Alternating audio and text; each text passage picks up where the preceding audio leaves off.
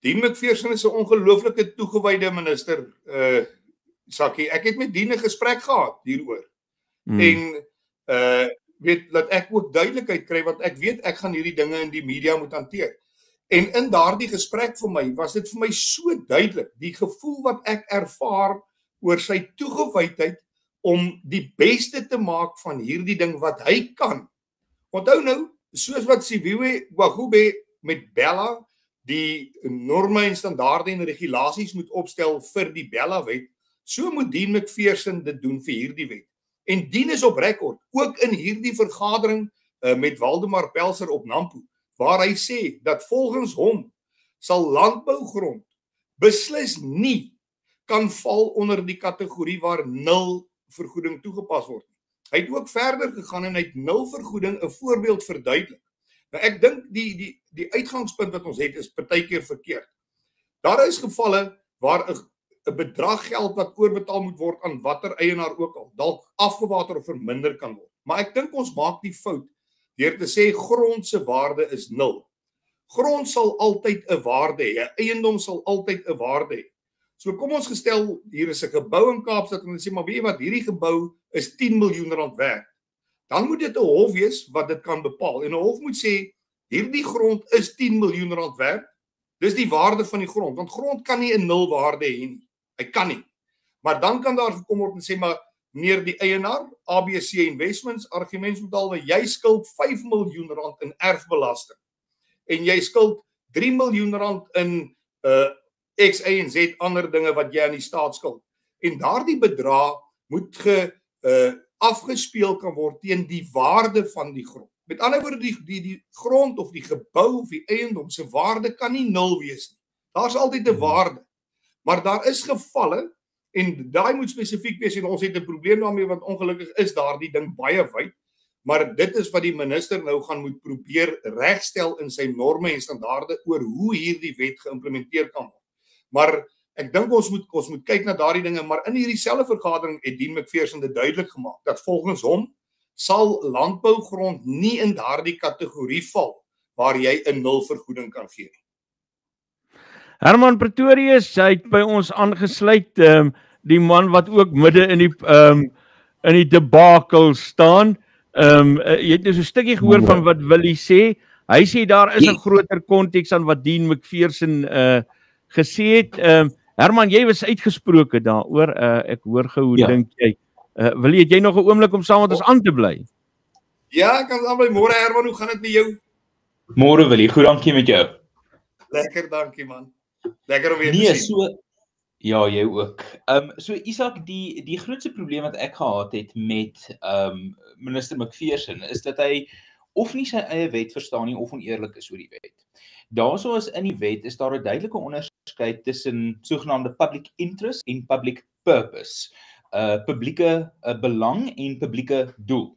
Nou die publieke doel is onteiening wanneer dit nodig is om infrastruktuur te ontwikkel soos kragdrade aan te lê of 'n brug te bou of so aan. Dit is 'n publieke doel. Wanneer daar grond is wat onteien moet word om dit te bevestig, dan gaan dit oor die publieke doel, maar dit is nie werklik die probleem in hierdie wetgewing nie. Die probleem in hierdie wetgewing is die publieke belang.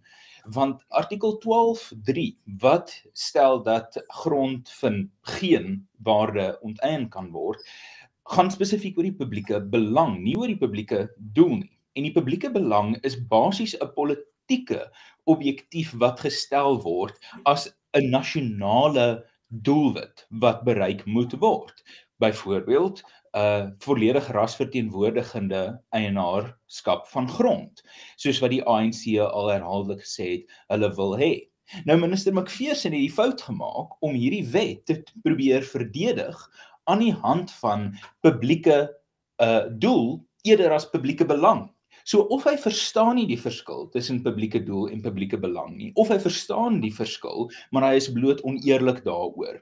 Dit was vir my die groot probleem van my interaksie met minister McPherson. Dit was minder oor hierdie kwessie van 'n 0 is ook 'n bedrag van vergoeding, wat ek dink absurd is en ek hoor Willie se pogings om dit te verduidelik, maar die feit dat minister McPherson nie net daai fout gemaak het nie, maar verdere foute ook gemaak het en dat ons op die verhoog gesit het met Agri SA en Agbiz en die minister en hierdie groot agri-entiteite basies met mekaar kon saamstem dat hierdie wet is 'n goeie wet of 'n wet wat goed kan wees met 1 of 2 klein veranderinge, is ek dink 'n skreiende oneerlikheid en skande en dit ek dink dit dui aan dat kleiner boere op hierdie stadium in die risiko of in die spervuur staan om verkoop te word vir 30 silwermuntstukke.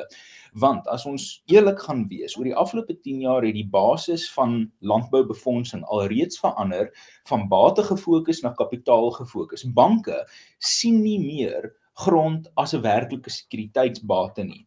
Hierdie landboufinansiering gaan baie meer deesdae oor wat is jou cashflow as dit ware, wat is jou kapitaalbeskikbaarheid en wat is die gevolg daarvan? Wel, dit bevoordeel jou groter boere, jou kommersiële boere en dit beduiwel jou familieboere en jou kleiner boere en selfs jou swart boere wat probeer 'n voet in die ekonomiese deur kry. So ek moet sê minister McPherson het of gejok of hy verstaan nie sy wetgewing nie en in beide opsigte is dit nie 'n goeie teken dat hy die minister is verantwoordelik vir hierdie wet nie en hy moet bedank. Willie? Sjoe, Herman, be careful what you wish for. Ek gaan vir jou dieselfde woorde gebruik as wat hy vir jou gesê het. Herman, ek wil vir jou 'n voorstel maak.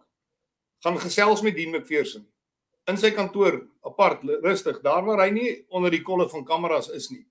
Ek het 'n gesprek met Dean gehad gister. En die hele kwessie rondom openbare belang, public interest of public good, ek stem met jou 100% saam. Daar is 'n groot verskil. Maar Dean McPherson sit met hierdie tamaletjie wat hy nou moet oplos. Ek en jy het die leksheid hier om dit te kan kritiseer. Hy is die persoon wat die oplossing moet gee.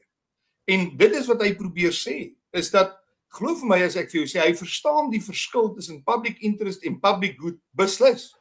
Maar hy is die persoon wat dit moet gaan, daardie probleem wat daar is, moet hy nou implementeer met die reëls, norme en standaarde wat hy gaan moet opstel hiermee. En hy verstaan dit baie beslis. So ek vra weer en Herman, ek wil vir jou dit sê dat ek het jy het vir my die skakel aangestuur. Baie dankie daarvoor, want toe kon ek nou die hele ding gaan kyk. En jy was laat en ek weet die verkeer was 'n nagmerrie daar, maar daar was 'n sekere trant in daardie hele onderhoud met Waldemar en al die paneellede. Jaco Kleinhans van AfriForum was daar, die manne van Agribiz en Agri SA soos jy nou gesê het. Daar was 'n baie lekker dekorum en 'n paar dinge wat ook gesê is voordat jy daar aangekom het. Ek dink jy was so 15 minute laat vir daai gesprek. En die eerste woorde wat jy gesê het neergekom op 'n beskuldiging dat die minister complacent is. Ja. Wat onmiddellik die trant van die gesprek op die verkeerde traject geplaas het, terwyl dit op 'n baie rustige, beredeneerde wyse met mekaar bespreek is op daardie stadium en ek dink dit het ook mekaar op agtervoete gesit. Jou eerste woorde was hierdie beskuldiging teenoor Dean McPherson en toe hy nou nog hierdie stelling maak, toe val jy hom in die rede. Ek moet vir jou sê, hy praat nonsens. Want hy het nonsens gepraat. Toe hy vir jou sê, I'm talking en jy sê nonsense though. Ek dink dit het die hele dekorum en die manier hoe daar met mekaar gepraat is op daardie vergadering in 'n oogwink verander. En dit is vir my in 'n mate jammer, maar dit vat nog steeds nie die feit weg dat 'n mens by dit wat die crux is van 'n ding moet bly nie.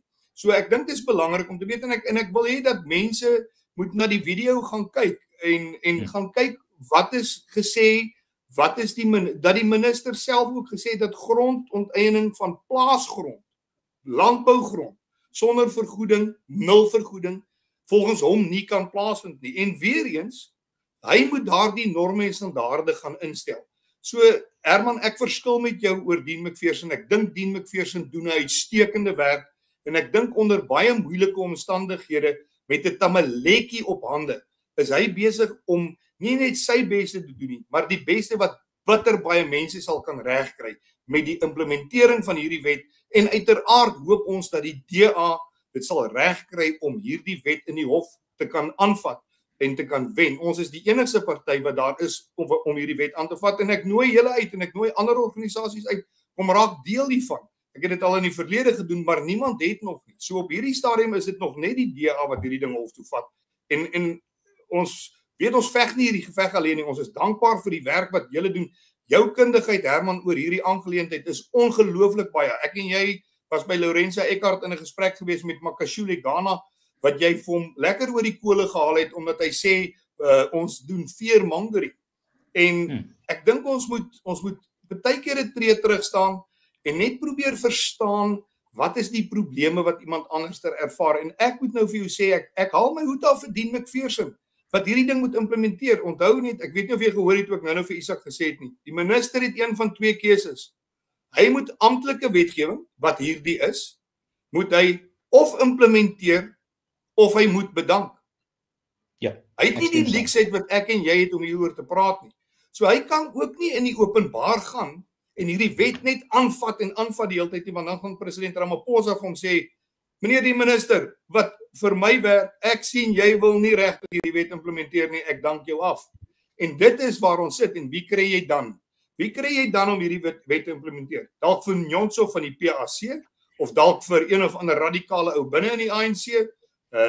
Dit is die probleem. So ons moet so bietjie meer geduld hê met mekaar, Herman. So, Isak, as ek net gou op 'n paar punte daar mag reageer. Asseblief. Ek het 'n broertjie dood aan politeness over substance. Ek gee nie om dat die trant van die gesprek verander het nie. Ek is bly die trant van die gesprek het verander. Want wanneer ek by gesprekke betrokke is waar die paneellede oor mekaar struikel om saam te stem, frustreer dit my, want die publiek kry dan nie die waarheid nie.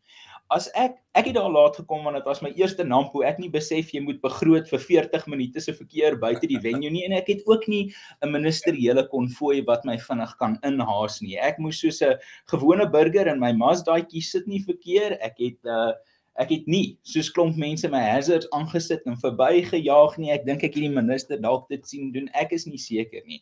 So die feit dat ek laat gekom het, ja, ek own dit, ek is jammer daaroor. Dit gebeur. So ek weet nie hoekom dit genoem word nie, maar dan die punt van die trant van die gesprek het verander. Dank Vader, die trant van daai gesprek het verander.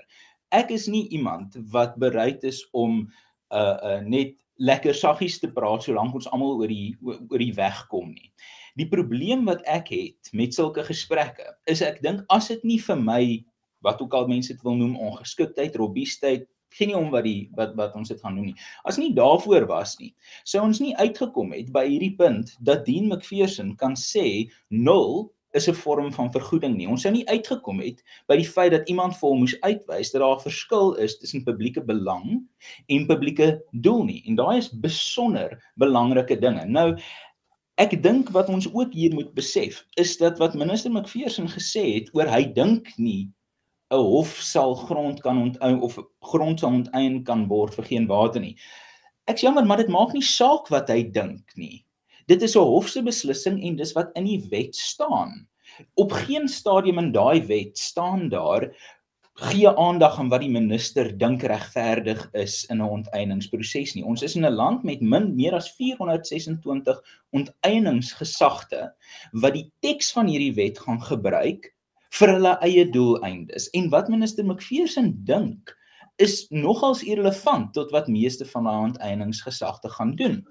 Die idee is ook op die paneel bespreek dat die howe is hierdie beskermingseenheid wat sal seker maak dat hierdie wet mooi toegepas word. Wel, die wet kan nie eers met homself saamstem oor waar die howe betrokke is nie. Artikel 8 en artikel 19 gee twee verskillende interpretasies van wanneer die howe beskikbaar raak. En Willie, ek en jy hou van mekaar, ons kom goed oor die weg, maar die punte waarvoor ek vir Makashule Ghana 'n go gegee het op Kyknet, was presies die punte wat Dean McPherson gister herhaal, of hierdie afgelope week herhaal het. Dit is vir my skokkend dat jy 'n DA-minister kan hê wat die DA se standpunt so fundamenteel ondermyn. Ek like die DA se standpunt in die hof. Ek dink julle argumente is tops. Dit is vir my tragies dat daar 'n minister in die kabinet kan wees wat homself eenvoudig nie hoef te steur aan wat sy party se standpunte is nie. En dis vir my ook tragies, Willie, dat jy vir my sê Hy werk vir president Ramaphosa en president Ramaphosa as hy nie as Dean nie doen wat hy moet doen volgens die president nie, dan gaan Ramaphosa hom afdank. Wel skokkend. Ek het gedag Dean McPherson werk vir die kiesers van die DA. Nou as die kompleksiteite van die regering van nasionale eenheid gaan ek nie vir 'n oomblik onderskat nie. Ek is deeglik bewus daarvan. Maar daar is iets soos beginsel en ek haal daai storie van as hierdie is my beginsels en as jy nie daarvan hou nie, het ek ander. Jy is heeltemal reg dat of hy kan 'n walglike wet implementeer as minister of hy kan bedank. Nou ek sou sê in politiek en in die lewe moet jou beginsels van so waarde wees dat daai nie vir jou 'n moeilike keuse hoef te wees nie. Minister McPherson het ook op die paneel gesê wees versigtig, want as dit nie hierdie wet is nie, is dit dalk 'n erger wet. Maar ek sê ja, maar dit is nie 'n goeie argument nie, want dit kan van toepassing wees op letterlik enige iets. Dit kan van toepassing wees op jou eerste meisie en dit kan van toepassing wees op 'n president. Wees versigtig, dit kan erger wees as hierdie ene. Natuurlik is dit die geval. Ek bevrees dis nie 'n argument nie. Ons kan die wet lees, ons kan die wet verstaan. Die wet is walglik, hy is inkonsekwent met homself en die DA se hofstukke is korrek. Minister McPherson is teenstrydig met daai presiese hofstukke en ek verstaan nie wat die huiwering is om dit eenvoudig te erken nie. Ons kan nie hierdie publieke smeekery doen van o, jammer, hy's 'n minister. Ja, hy het gekies om 'n minister te wees. As hy nie die job kan doen en die morele toertjies kan balanseer nie, hoekom moet my simpatie vir hom uitgereik word wanneer daar wetgewing is wat die ekonomiese basis van ons hele land bedonder? Wil jy antwoord hierop? Sakie, ja, graag. Herman, ek verstaan wat jy sê. Maar ek dink ons moet pragmaties hierna kyk ook. Om te sê dat indien daar 'n stuk wetgewing is wat jy nie mee saamstem nie, moet jy eerder bedank voordat jy dit implementeer. Dit mag dalk so wees. Maar jy moet pragmaties gaan kyk en vir jouself vra, goed, as ek daardie besluit neem en ek bedank, wat gebeur prakties? Ek bedank, ek sit my hande in 'n bak water, ek haal dit uit, daar's nie 'n gat waar my hande was nie. Want die president gaan doeteenvoudig iemand anderster aanstel wat dan daardie wet moet implementeer. En ons weet dat dit 'n katastrofe gaan wees. So Dean McPherson sit werklik waar, soos die Engelsman sê, between a rock and a hard place. Hy sit met 'n stuk wet wat hy wens hy in totaliteit kon verander, maar hy kan nie. Hy moet toepas wat hy nou daar het. So nou moet hy die reëls, norme en standaarde gaan skryf met betrekking tot hierdie wet. Ons sal onthou met Bella, die solidariteit by die Netlek proses in die onderhandelings met die regering gesê, hulle wil hê president Ramaphosa moet eers die wet teken nadat die minister, wat 'n DA minister is, eers die norme en standaarde opgestel het. Want daardie norme en standaarde het so 'n groot plek wat dit speel in die implementering van 'n wet. En hoe jy 'n wet tot stand laat kom. Dat solidariteit die vertroue gehad het dat 'n minister die probleme met 'n wet kan wegskryf in 'n mate in die norme en standaarde. En dis wat solidariteit by Netlek ooreengekom het. Ongelukkig het die regering nie noodwendig dit nagekom nie, maar op die einde van die dag moet Sibuwe Bagube, wat die minister van onderwys is, nog steeds daardie standaarde skryf en die wet kan nie geïmplementeer word sonder dit nie. So in presies dieselfde situasie as wat Sibuwe Bagube gestaan het met Bella, staan Dean McPherson nou met hierdie onteieningswet. Dean McPherson moet nou gaan en hy moet probeer om deur middel van sy regulasies die probleme wat ons almal met hierdie wet het in 'n manier te probeer versag op 'n een kant en totaal te probeer omseil op 'n ander manier. Wat in sy magte as minister is, hy moet hierdie kan doen. En hy het nie die keuse om vir die president te sê, president, ek wil nie hierdie wet doen nie.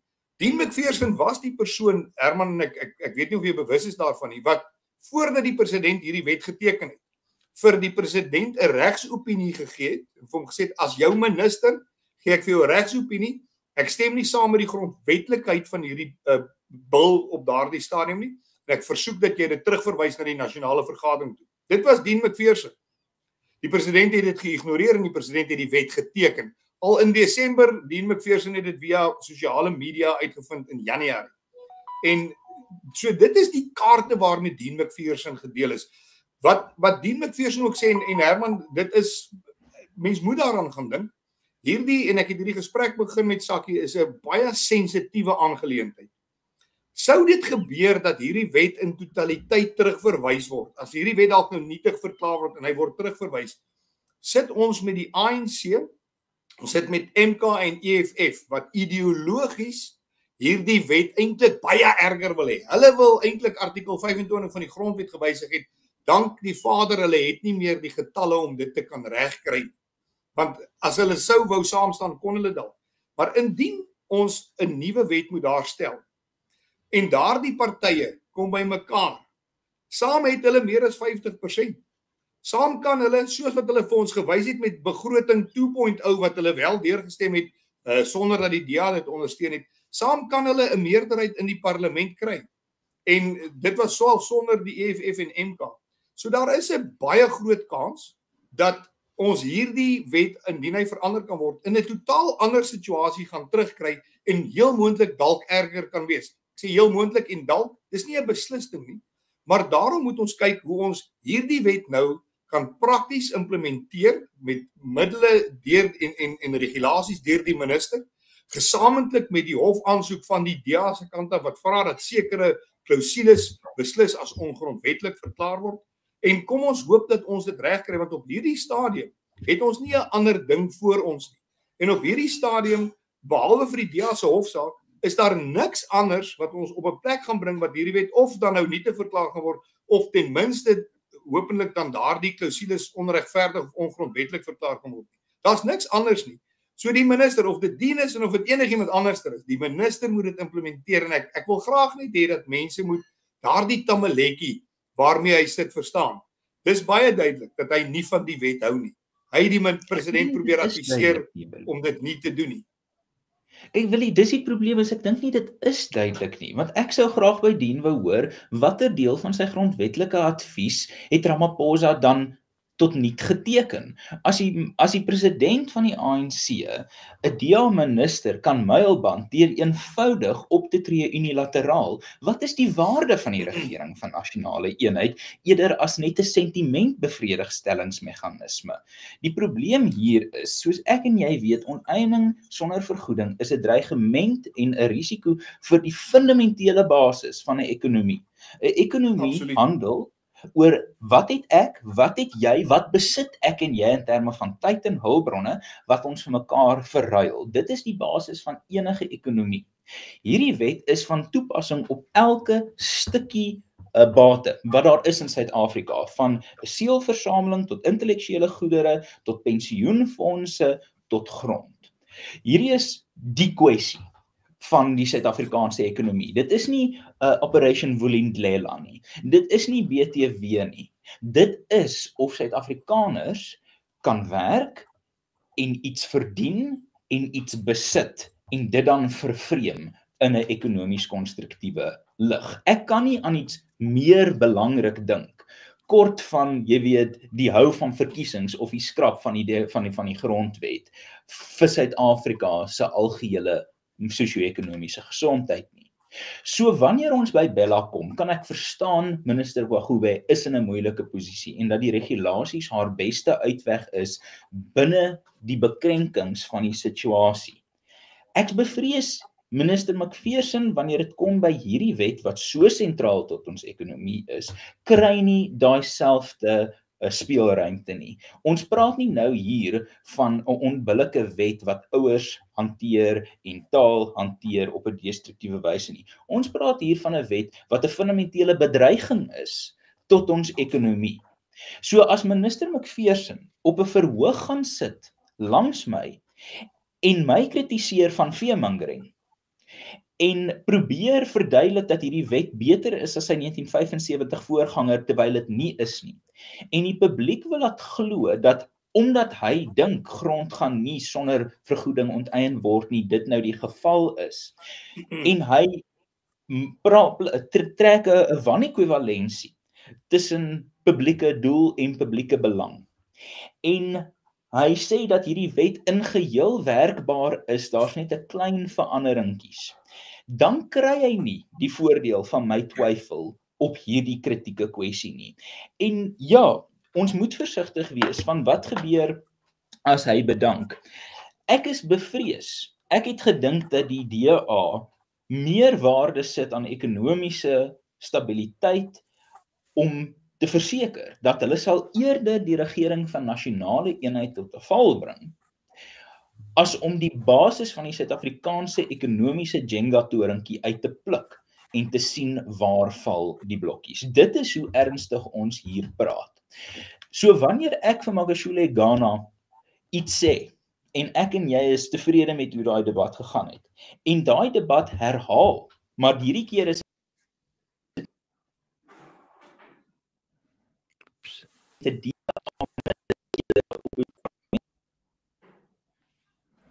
Herman, jy het gaan vashaak.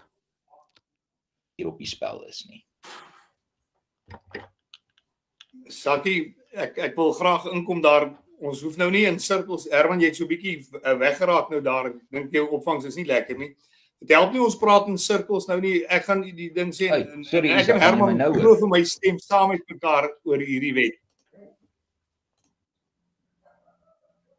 Herman, ons sukkel regtig om jou te hoor. Ek gaan gou vir Herman net 'n oomblik vir Herman afsit en hom weer laat terugkom. Wil jy ek veronderstel jy moet ook al begin gaan. Ek moet Sakkie. Ek wil net graag sê Sakkie dat dit help nou nie ons praat in sirkels hier nie. Die punt is dat die DA se beleid hieroor is duidelik en Dean McPherson se posisie is moeilik. Maar ek het eerder vir Dean McPherson daar wat hierdie wet implementeer as wat ek iemand daar het wat ek weet ek nie kan vertrou nie. En ek dink ons moet so 'n bietjie geduld aan die dag lê met mekaar en vir hom die voordeel van die twyfel gee. Hy sê sy oggend en aandpraatjies verskil en jy sê ons kan hom vertrou. Hoe kom jy by daai gevolgtrekking verby die feit dat julle dieselfde party Herman, op julle buite die feit dat ons dieselfde party dien en dieselfde mense in Suid-Afrika dien, want dit is tog die groot doel wat ons het hierso. Ken ek ook vir Dean McPherson as mens, soos wat ek jou ook as mens ken en vir Sakkie as mens ken. En ek het hierdie gesprek met Dean McPherson gehad. En ek verstaan die frustrasie wat daardie man mee sit. Wie anders gaan jy wil hê om hierdie wet te implementeer? Moet dit ek wees? Moet dit jy wees? Moet dit Sakkie wees? Moet dit my pa wees? Dean McPherson is nou die ou wat daar is. Hy moet hierdie wet implementeer en as hy dit nie wil doen nie, moet hy bedank en dan kry ons dalk vir minister Nyonso van die PAC om dit te implementeer en dan kan jy dink hoe gaan dit lyk. So dit is 'n moeilike situasie. Dat ons geen twyfel daaroor het nie. Ek beny nie Dean McPherson se situasie nie en ek kom nie op vir hom met betrekking tot wat hy sê en hoe hy dit gaan doen nie. Ons almal moet in spanning wag om te kyk wat is die norme en standaarde wat Dean McPherson amptelik as minister gaan opstel, hoe hy hierdie swak wet wat volgens hom ook 'n swak wet is, hoe hy hierdie ding met dit wat tot sy beskikking is kan maak werk. Want dis sy enigste opsie, andersins moet hy bedank. En dis wat ek vir jou probeer sê Herman, be careful what you wish for. Want jy wens nou dat Dean McPherson bedank. Maar wat gebeur as hy bedank? Pas op dat jy nie iemand kry wat dan inkom. En ek sê nou vir julle die waarskynlikheid is baie groot. Indien Dean McPherson sou bedank of indien die president hom afdank, dat jy iemand anderster gaan kry wat met betrekking tot hierdie sensitiewe aangeleentheid, soos jy sê, ekonomies belangrike aangeleentheid, wat daar gaan instap en die ideologiese politieke strydbuil gaan kap en ons almal se vermoëns om eiendomssekerheid te kan hê, die mat onder ons voete uit te trek wat dit aanbetref nie. So kom ons wees meer geduldig met mekaar. Kom ons gee mekaar die kans om te kan doen wat ons hoop gedoen kan word. Sakkie, ek moet ook hardloop. Die belangrike is, en ek lees deur van die kommentare en ek kan sien dat mense is al verontwaardig dat hier duidelik nie ooreenstemming is nie. Ek wil net weer vir daardie mense sê, die DA, my party, ons party, is die enigste party wat hierdie saak hof toe vat. Ons beklei dit met ons geld. Ons vat hierdie ding aan. So moet geen twyfel hê oor waar die DA staan met hierdie wet nie. En ek weet Herman en hy het dit nou gesê, stem met ons 100% saam rondom die wyse hoe ons hierdie wet aanvat en glo dat ons 'n sukses gaan bereik. Ek glo dat ons gaan suksesvol wees. Ons was laasweek suksesvol in die grondwetlike hof met betrekking tot burgerskap. Ons was suksesvol in die hof met betrekking tot die BTW ding.